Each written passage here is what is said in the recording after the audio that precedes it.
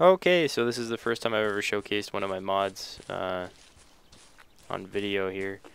What I've done is brought OHally boats from ARMA 2 into an add-on format in ARMA 3 using the assemble and disassemble function on the UAV bag.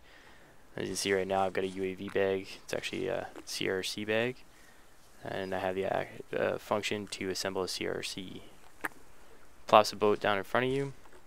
It works in the water, and you can disassemble the boat back into bag format. You can also disassemble any Blue 4 assault boat that you place on the map while running this add-on.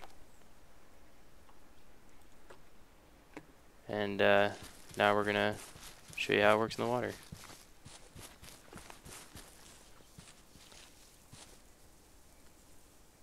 Just take us over the bay, man.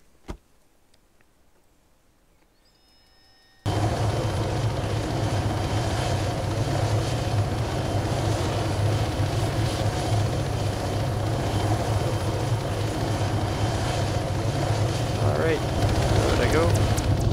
Into the water. You can see I can assemble the boat in the water, and it will pop up on the surface. Get in, and full function.